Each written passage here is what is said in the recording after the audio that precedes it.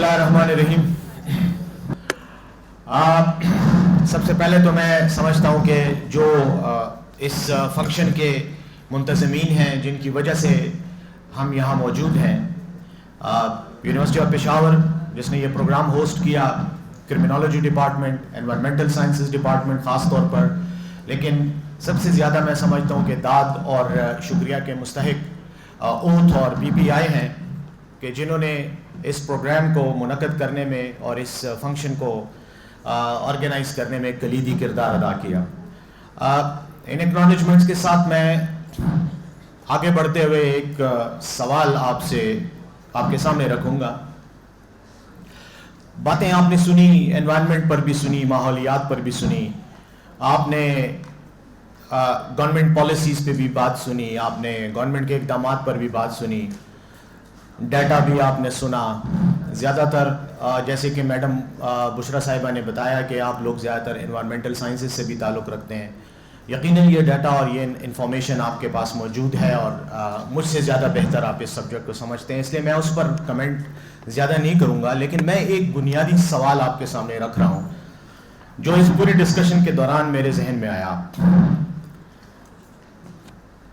اور وہ سوال یہ ہے کہ آج ہم یہ اجتماع اور یہ بحث، یہ ڈسکشن کر کیوں رہے ہیں. سب سے بنیادی سوال میرے خیال میں یہ ہے،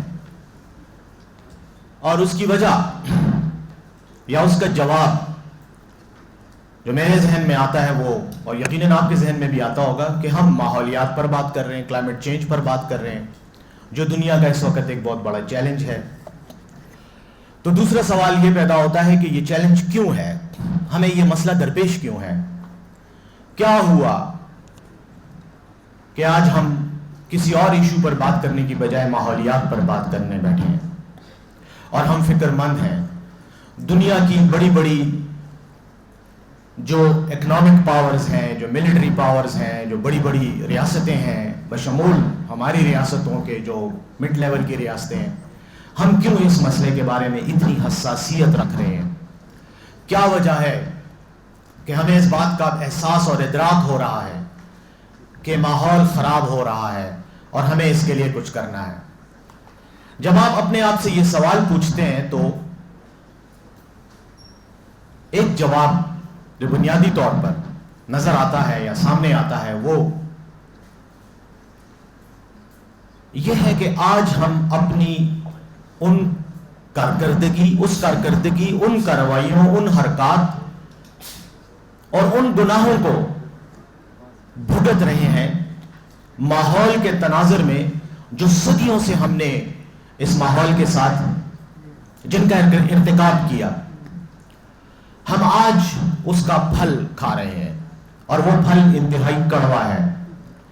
اور سب سے زیادہ وہ شاید ہمارے لیے تو اس کی کڑواہٹ کی ڈگری یا اس کا جو درجہ ہے وہ شاید اتنا نہ ہو، لیکن ہماری آنے والی نسلوں کو اس کا خمیازہ بہت بری طرح سے بھگتنا پڑے گا اگر ہم نے آج اپنا کورس آف ایکشن جو ہے اس کو صحیح ڈائریکشن میں نہ انشور کیا.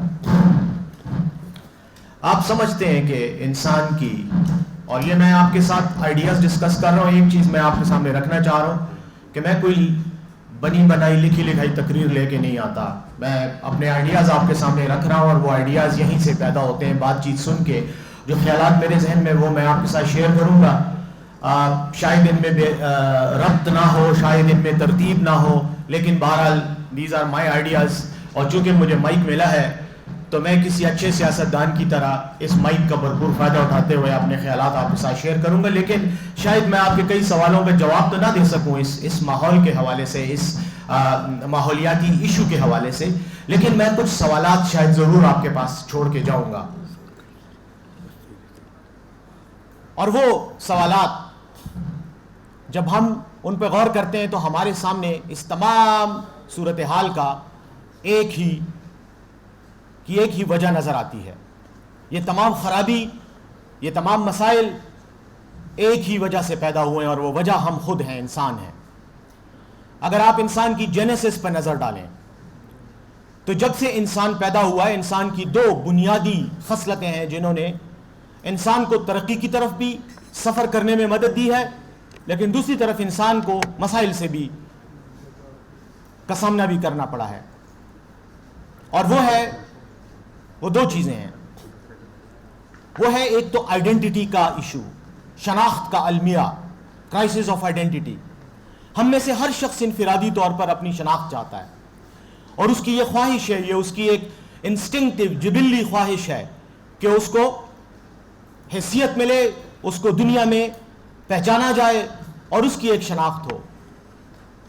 یہ شناخت جب آپ کی سوچ پر اس حد تک حاوی ہو جائے کہ جہاں یہ آپ کے ایکشنز کو ڈٹرمن کرنے لگ جائے، تو وہاں سے مسائل پیدا ہوتے ہیں اگر اس کو ریگولیٹ نہ کیا جائے، اس کو بیلنس اور کنٹرول نہ کیا جائے۔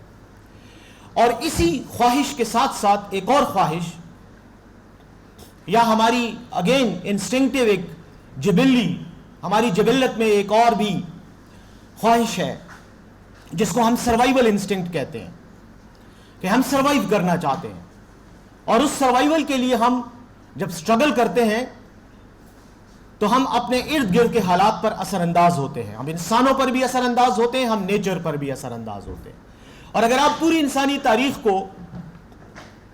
کا جائزہ لیں، وہ ایک سوشیولوجیکل تھیوری جس کی میں ہمیشہ مثال دیتا ہوں، ہسٹوریکل پرٹیکولرزم، کہ آج اپنے حالات کا جائزہ، اپنے حالات کا ادراک تاریخی تناظر میں کرنا چاہیے۔ تاریخ کا مطالعہ اور تاریخ کے اندر وہ تمام محرکات، وہ تمام فیکٹرز جن کی وجہ سے آج ہم ان حالات کو فیس کر رہے ہیں، ان کا ادراک، ان کا سمجھنا، ان کا شعور، یہ انتہائی اہم ایشو ہے جس کو ہم عموماً پرابلم کی انالیسز میں، چیلنجز کے کنفرنٹیشن کی اسٹریٹجی بنانے میں ہم اس کو اگنور کرتے ہیں۔ ہم ہر مسئلے کو آج کا مسئلہ سمجھتے ہیں، حالانکہ یہ آج کا نہیں ہوتا، اس کا نیکسس، اس کی کنیکٹیوٹی، اس کے روٹس ماضی سے ملتے ہیں، اور اسی سے ہی ہمیں سلوشن کا بھی پتہ چلتا ہے۔ انسان کی پوری تاریخ آئیڈینٹی کے ساتھ سروائیول کی تاریخ ہے، اور سروائیول کے لیے ہی اس کو آئیڈینٹی چاہیے ہوتی ہے۔ شناخت اس کا ایک بنیادی ایشو بن جاتا ہے، ایک بنیادی ضرورت بن جاتی ہے، اور تاریخی تناظر میں جب اس کو آپ دیکھیں تو اگر آپ انسان کی شعوری تاریخ کا جائزہ لیں، جو آپ کی سائیکولوجیکل ایوولوشن ہوئی ہے، نفسیاتی ایوولوشن اور ارتقاء ہوا ہے، اس کو اگر آپ دیکھیں تو آپ کو ایک بنیادی چیز نظر آئے گی، اور وہ یہ ہے کہ ہم نے اپنی شناخت کے لیے اور اپنی سروائیول کے لیے جو راستہ اختیار کیا، وہ ہم نے تصادم کا راستہ اختیار کیا، کنفلکٹ کا راستہ اختیار کیا۔ کنفلکٹ کے نتیجے میں ہم نے کوشش کی کہ ہم اپنی آئیڈینٹی کو پریزرو کریں، اپنی سروائیول کو انشور کریں۔ میں اس کی مثال آپ کو یہ دیتا ہوں کہ انسانوں نے ہمیشہ دوسرے انسانوں سے جنگیں، کنفرنٹیشن، تصادم، خون ریزی، یہ صرف اور صرف اسی وجہ سے کی کہ ان کو اپنی آئیڈینٹی کی پرابلم تھی۔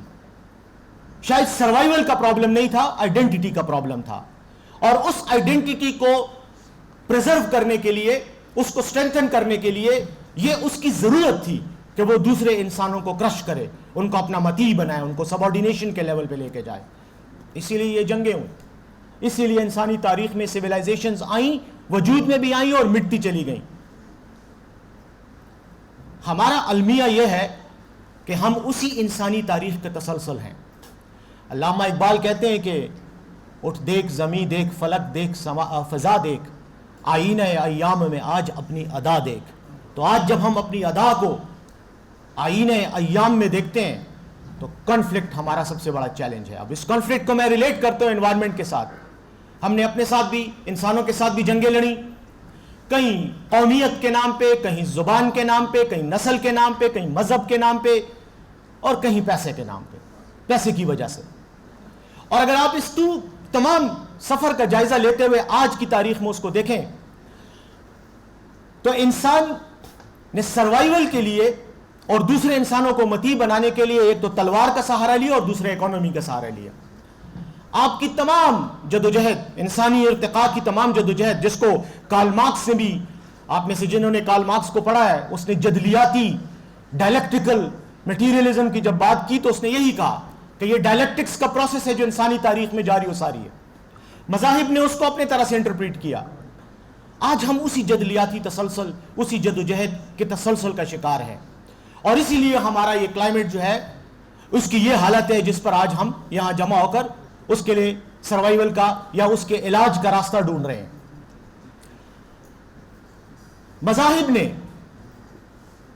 چاہے میرا مذہب اسلام، قرآن میں جتنی تاکید کی گئی ہے آپ کے سامنے ہے، میں اس کی تفصیلات میں نہیں جانا چاہتا. رسول کریم صلی اللہ علیہ وسلم کی کئی احادیث ہیں جس میں انوائرمنٹ، درختوں کے، پانی کے حوالے سے، ماحول کے حوالے سے، جنگلات کے تحفظ کے حوالے سے احکامات دیے گئے ہیں. کرسچینٹی، ہمارے مسیحی بھائی یہاں بیٹھے ہیں، بہنیں بیٹھی ہیں، بائبل میں انسان کو اسٹیورڈ آف گاڈ کا ٹائٹل دیا گیا ہے کہ انسان جو ہے یہ گاڈ کا اسٹیورڈ ہے، یہ خدا کی طرف سے دنیا کے معاملات کا ذمہ دار ہے. جینیسس بائبل میں ایک چیپٹر ہے، اس میں انسان کی یہ ذمہ داری دی گئی ہے، انسان پر یہ فرض عائد کیا گیا ہے کہ وہ خدا کی تخلیقات کا تحفظ کرے. اور خدا کی تخلیقات کیا ہیں؟ ماحول اس کی ایک تخلیق ہے، اور یہ کلیکٹیو ایشو ہے. لیکن ہم نے ماحول کو اپنی اسی جو 2 ارجز کا میں نے ذکر کیا اس کے نتیجے میں خراب کرنے میں کوئی کسر نہیں اٹھا رکھی. ہم اپنے دشمن خود ہیں، اور یہ بات میں اس لیے انسسٹ کر رہا ہوں تاکہ میں آپ کو یہ پوائنٹ ایسرٹ کر سکوں کہ اگر کسی مسئلے کی وجہ ہم ہیں تو اس مسئلے کا علاج بھی ہم ہیں. اگر کوئی مسئلہ ہماری وجہ سے پیدا ہوا تو وہ ہماری وجہ سے ٹھیک بھی ہوگا، اور وہ کیسے. لیکن اس سے پہلے میں ایک معمولی سی تاریخی تسلسل پہ آنا چاہتا ہوں. ہمارے اس موجودہ دور کا سب سے بڑا المیہ وہ کیپٹلسٹ وے آف تھنکنگ ہے. ہمارا کیپٹلسٹ سماج ہے، سرمایہ نظام ہے، کیونکہ اس نے انسان کو پیسے کا، منافع کا غلام بنا دیا ہے. اور یہ انسان کی فطرت میں بھی ہے کہ وہ اس چیز سے پیار بھی کرتا ہے، دولت سے پیار، دنیا سے پیار، دنیاوی جاہ و جلال سے پیار. یہ سب کچھ آبسیشنز انسان کی نیچر میں ہیں. مذاہب نے ان کو کنٹرول کرنے کی کوشش کی، بڑے بڑے فلسفیوں نے، بڑے بڑے ولیوں نے یہی کوشش کی کہ ہمیں اس اٹیچمنٹ سے سائڈ پہ کریں اور ہمیں نیچر سے محبت کرنے کا احساس دلائیں. لیکن ہمیں یہ احساس نہیں ہوتا، ہم بار بار اسی طرف ریورٹ ہوتے ہیں. میں باقی تاریخ کی بات نہیں کروں گا، میں صرف 18ویں صدی آنورڈ کی بات کرتا ہوں کہ اگر آپ 18ویں صدی کی تاریخ کو صرف مختصر الفاظ میں دیکھ لیں، مختصر انداز میں دیکھ لیں، تو کنزیکٹیولی ایسے واقعات ہوئے. اور جو ڈیولپڈ ورلڈ کی ریکارڈڈ تاریخ ہے میں اس کی بات کروں گا. 18ویں صدی میں یورپ کے اندر جب انڈسٹریل ریولوشن آیا اور وہ باہر آئے تو ان کو کئی جگہوں میں مارکیٹیں نظر آئیں، ایسی جگہیں نظر آئیں جہاں سے وہ منافع کما سکتے تھے. میں اس کی مثال دوں گا. یہ جو سینٹرل ایشیا میں جو سینٹرل ایشین ریپبلکس ہیں آج، CAS جس کو کہتے ہیں، یہاں پر کاٹن کی بہت بڑی مارکیٹ تھی. آپ نے دیکھا زار روس کے زمانے میں وہاں سے ساؤتھ ورڈ ایکسپینشن کا سفر شروع ہوا، آغاز ہوا، اور یہاں سے انگریز جو ہندوستان پر قابض تھے وہ آگے بڑھنے کی کوشش کرتے رہے، جس کو دی گریٹ گیم کا پھر بعد میں ایک ٹائٹل بھی دیا گیا. رڈیارڈ کپلنگ کو آپ نے پڑھا ہوگا، اس نے اس کو گریٹ گیم کہا، باقی لوگوں نے بھی اس کو یہی نام دیا. کہ یہ جو تسلسل کنفرنٹیشن انسانوں کے درمیان رہی، 2 مضبوط اس وقت کی عالمی ایمپائرز کے درمیان، وہ کاٹن فیلڈز کی پروڈکشن کو قابو کرنے کی گیم تھی. اور اسی وقت تاریخ میں جس وقت یہ کنفرنٹیشن مرکزی ایشیا میں تھی، وسطی ایشیا میں تھی، اسی سائملٹینیسلی اسی وقت یہ کنفرنٹیشن نارتھ امریکہ میں بھی جاری تھی. امریکن سول وار کو آپ دیکھیں، امریکن سول وار ٹھیک ہے، ابراہم لنکن جب لڑا اس نے غلاموں کی آزادی کی تحریک شروع کی اور امریکہ کو اکٹھا کرنے کی تحریک تھی، لیکن اس کے خلاف جو لوگ تھے مزاحمت کر رہے تھے، ان کے 2 فیکٹرز تھے. ایک تو وہ امریکہ کی اوور آل یونائٹڈ اسٹیٹس میں آنا نہیں چاہتے تھے، ساؤتھ کے جو لوگ تھے، جنوب امریکہ کے جو لوگ تھے.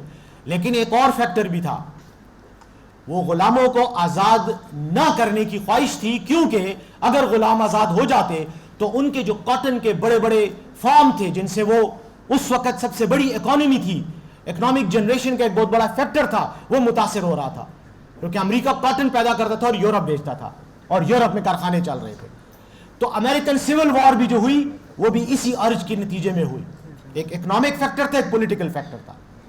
اب تھوڑا سا جب فاسٹ فارورڈ کر کے آتے تو آپ کے آٹومن ایمپائر, سلطنت عثمانیہ کا جب زوال ہوتا ہے اس وقت آپ مڈل ایسٹ اور یورپ کی تاریخ دیکھیں.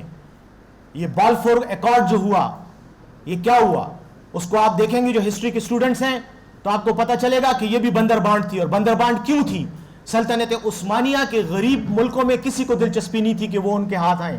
ان کو دلچسپی مڈل ایسٹ میں تھی تاکہ مڈل ایسٹ کے آئل ویلز پہ قبضہ کریں, کیونکہ یہاں پر آئل کے ذخائر تھے. اور اس وقت یہ جو راک فیلرز ہیں, یہ جو ییل یونیورسٹی جنہوں نے بنائی ہے امریکہ میں, ان کے لوگ جو اس وقت کارپوریٹ ورلڈ کے بہت بڑے ٹائکونز تھے, انہوں نے یہاں پہ پیسہ انویسٹ کیا, انہوں نے یہاں پہ کیمپینز چلائیں, اپنی حکومتوں کو کنونس کیا اور کوشش کی کہ اس علاقے پر برطانیہ کا اثر رسوخ آئے. اس میں امریکہ بعد میں آیا. امریکہ تھوڑا لیٹ ہو گیا تھا کیونکہ وہ دور تھا. امریکہ سیکنڈ ورلڈ وار کے بعد انٹر ہوا, لیکن اس سے پہلے برطانیہ اور فرانس آئے. یہ بھی جنگ تھی تیل کی, اور تیل کی جنگ ہم نے بھگتی ہے, آپ نے بھی شاید بھگتی ہوگی, آپ میں سے زیادہ تر جوان ہیں, ہم نے تو بھگتی ہے. جب گلف میں آخری لڑائی ہوئی 1990s میں امریکہ اور عراق کے درمیان, بیسیکلی آئلی کا ایشو تھا. اب آگے آنے والی لڑائی واٹر ریسورسز پر, اور میرے خیال میں یہ میرا اپنا ذاتی نظریہ ہے کہ کاربن پر ہوگی, کیونکہ کاربن اس وقت اس فیکٹر کے طور پہ اٹھ رہا ہے جو دنیا کے ماحول کو سب سے زیادہ متاثر کر رہا ہے. کلائمیٹ چینج ایک ایسا چیلنج ہے جس کے اندر اب پاور ڈائنامکس اپنا رول پلے کریں گی. آپ کو اس رول کے لیے تیار ہونا ہے, کیونکہ دنیا کا جو فضلہ ہے, جو گاربیج ہے, جو گند ہے, وہ آپ کے اوپر پھینکا جائے گا. آپ کو کاربن سیکوسٹریشن کا پتہ ہے. کاربن سیکوسٹریشن کے بارے میں میں پھر وہی بات زیادہ تفصیل میں نہیں جانا چاہتا, لیکن اس وقت بڑی بڑی آئل کمپنیاں بلینز آف ڈالرز اس کیمپین میں انویسٹ کر رہی ہیں کہ کاربن سیکوسٹریشن کی جائے اور جیولوجیکل سیکوسٹریشن کی جائے. زمین کے اندر کاربن کا ایٹماسفیئر سے نکال کے زمین میں اس کو دفن کیا جائے, کیونکہ اس میں ان کو اکنامک فائدہ ہے, کیونکہ دوسری طرف ان کو کاربن کریڈٹ ریٹنگ میں زیادہ منافع ہوگا. میں کاربن اکانومی کی بات اس لیے کر رہا ہوں کہ کاربن اکانومی آنے والے دور کا ایک بہت بڑا چیلنج کے طور پہ سامنے آ رہا. یقیناً پھر وہی انوائرمنٹ کی بات آئے گی, while trying my best to avoid getting into detailed discussion environmental conventions پہ, لیکن آپ دیکھیں ہمیں اس کا ادراک کتنا لیٹ ہوتا ہے. 1992 میں جا کر ایک ارتھ سمٹ ہوتی ہے جس میں ایک frame work convention on climate change جو ہے وہ اڈاپٹ کیا جاتا ہے. 18ویں صدی 1700s میں سے مسئلہ شروع ہوتا ہے اور 1992 میں ہم اس کے لیے کوئی عملی اقدام کرنے کی پوزیشن میں آتے. اس سے پہلے صرف ڈسکشنز تھیں, بحث مباحثے اور بات چیت تھی. 1992 میں ایک پہلا پریکٹیکل سٹیپ لیا گیا. اس کے بعد آپ کو پتہ ہے, باقی میں تفصیل میں نہیں جانا چاہتا, آپ کا کیوٹو پروٹوکول بھی ہے, آپ کے پیرس ایگریمنٹس ہیں جس کے تحت چیزوں کو ریگولیٹ کیا جا رہا ہے, اور اچھی چیزیں ریگولیٹ کیا جائے.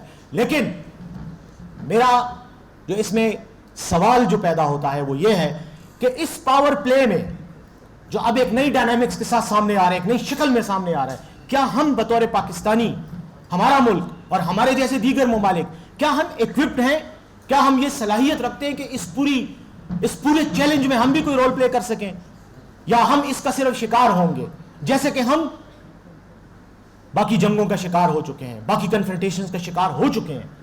کیا ہم اس چیلنج کے لیے تیار ہیں؟ یہ سوال میں آپ پہ چھوڑتا ہوں. دوسری بات, اور آخر میں بس اپنی بات کنکلوڈ کرتے ہوئے آتا ہوں, مذہب کی بات ہوئی, یہ چونکہ ٹاپک ہے انٹرفیتھ ڈائیلاگ پہ. مذہب نے ہمیشہ انسان کو اچھا راستہ ہی دکھایا ہے, امن کا, محبت کا راستہ دکھایا ہے, اور شاید میری نظر سے تو کوئی ایسا مذہب نہیں گزرا جس نے نفرت سکھائی ہو دوسرے انسان سے. اگر نفرت انہیرنٹ بھی کہیں ہے تو اس کو کنٹرول کرنے کی کوشش کی ہے, اس کو چینلائز اور ریگولیٹ کرنے کی کوشش کی ہے. لیکن ہوا کیا کہ انسان نے, جس کی بہتری کے لیے یہ مذاہب آئے, اس نے ان مذاہب کو اپنی مرضی سے مولڈ کر کے اپنے لیے استعمال کیا. آئیڈینٹی کا کرائسس بھی اسی سے پیدا ہوا. اور باقی مسائل بھی اسی سے پیدا ہوئے, پاور پالیٹکس بھی اسی سے پیدا ہوئی, اور آج ہم اس کا خمیازہ اس طرح سے بھگت رہے ہیں کہ دنیا ڈیوائیڈڈ ہے, دنیا تقسیم ہے. ہم نفرتوں کی سیاست کرتے ہیں, ہم محبت کی سیاست نہیں کرتے. میں آپ کو برا کہوں گا, آپ کو غلط ثابت کرنے کی کوشش کروں گا, تو تب میرے لیے جگہ پیدا ہوگی, تب میرے لیے آپ میں سے سپورٹرز پیدا ہوں گے, اور تبھی میری سیاست چمکے گی. کتنے ہیں جنہوں نے محبت کی سیاست پر سوچا ہے؟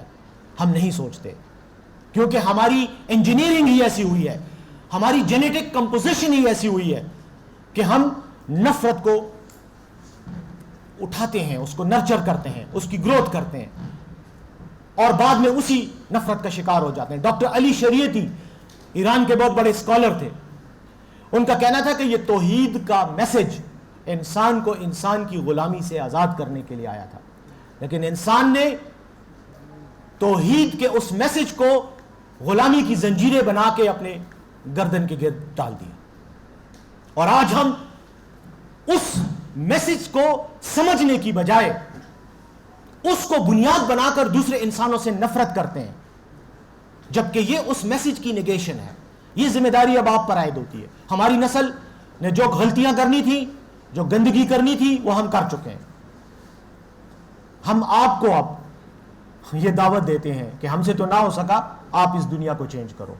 آپ نے اس دنیا میں محبت کے بیج بونے ہیں, اور جب تک دنیا میں ہم, پاکستان میں اگر میں اپنے گھر میں دو دوستوں کو بلا کر باربیکیو کا وہ جو کوئلے کا کیا کہتے ہیں اس کو, وہ جو کوئلے کی انگیٹھی ہوتی ہے جس پہ سیخیں ڈال کر گوشت پکایا جاتا ہے, اگر میں وہ ایک انگیٹھی بھی کوئلے کی جلاتا ہوں 2 گھنٹے کے لیے, تو اس میں سے جتنی کاربن جنریٹ ہوتی ہے اور ہوا میں جاتی ہے فضا میں, اور فضا کو نقصان پہنچاتی ہے, اگر میں یہ سوچوں کہ یہ میرا 2 گھنٹے کا مزہ جو ہے یہ ماحول پر اتنا بری طرح اثر انداز ہوگا کہ اس کے نتیجے میں گلوبل وارمنگ میں بھی یہ کنٹریبیوٹ کرے گا, اور اس کے علاوہ یہ آنے والی نسلوں پر اثر انداز ہوگا, تو شاید اگر مجھے یہ احساس ہو جائے تو شاید میں یہ نہ کروں. لیکن میں اپنی ذات کو انجوائے کرنے کے لیے دوسروں کی پرواہ نہیں کرتا. اور تو چھوڑو, کاربن تو بہت چھوٹی بات ہے.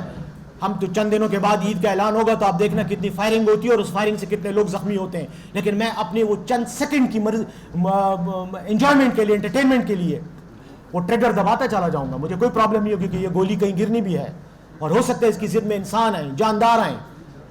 یہ ہمارا المیہ ہے.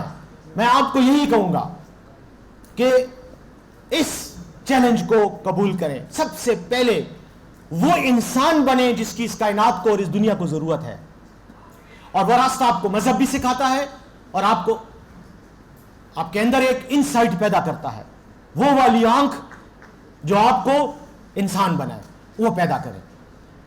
آخر میں خلیل جبران کی یہ بات کرتے ہوئے آپ کو دعوت فکر دیتا ہوں. خلیل جبران اپنی کتاب دی پروفٹ میں کہتا ہے کہ don't live half a life, don't die half a death.